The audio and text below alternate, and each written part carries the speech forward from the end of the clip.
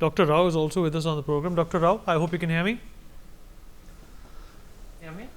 Dr. Rao, well, any government that has come to Karnataka in the last few years has promised to get rid of this nuisance, but the apathy prevails. The ruin of Bangalore is uninterrupted, just like the rain. What is supposed to be done? It rained in Delhi a few weeks ago, and some of the problems and potholes and the blockages that we used to see during the Aam Aadmi Party regime have completely disappeared. That's a strong message that has been sent to the people of Delhi by the regime, that there was political will to improve the lives of citizens.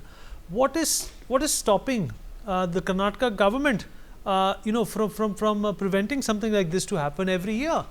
How hard is it? It's basic engineering. Yes. Good evening to all your viewers and to all of you.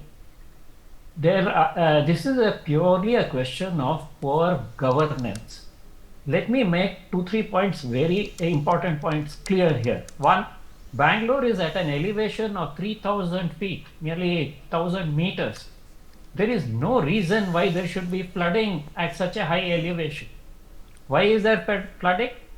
If you see the geography of Bangalore, there is a ridge which extends from the northern part of Bangalore to the southern part of Bangalore. And whenever there is rain flows off towards the western side and the eastern side. And since the western side is higher, there is a river which is called the Vishwabharati river, which goes down southwards and then goes on the southern side of the ridge and then joins the river on the eastern side.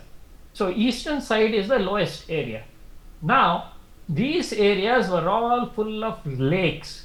Bangalore used to be called a city of lakes, and we had large number of lakes, and these lakes would be small in summer, and they would extend onto what are called the flood plains in the rainy season.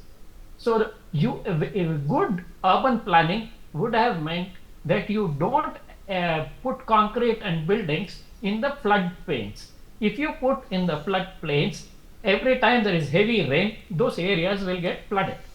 Now, what did the poor governments, whichever the three parties which ruled, we have three parties here, and whoever ruled, they were too busy with their own personal agenda rather than bothering about this.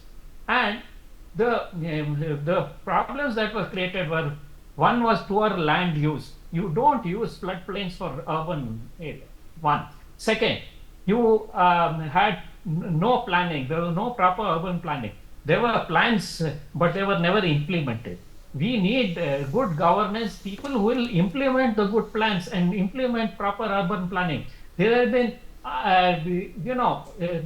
you just filled up all the lakes, you filled up the stormwater drains with Malba and built your buildings. The government also did it, the private parties also did it.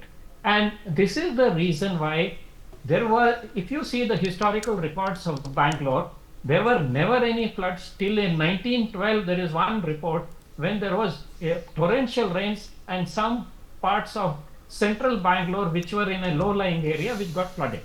After that, there had hardly been any reports of floods. It is only in the last 50 years that this flooding started off. And when you fill up the lakes, when you fill up the whole place with concrete, then the water won't percolate. You are blocking the drainage. At the same time, you are preventing percolation of the water into the soil. And this is why we have alternate drought in summer when there is severe water shortage, because there is no water getting into the subsoil water, and the lakes have all been filled up. And then when rains come, you have this. And the climate change, of course, has made the situation worse. There is actually, we should never have any floods. What the government needs to do is to actually clear up all the stormwater drains and the pathways, the stream pathways, which have been blocked over the years. And for that, they have all kinds of illegal construction, including their own, the government itself. Now, there will be all kinds of legal hassles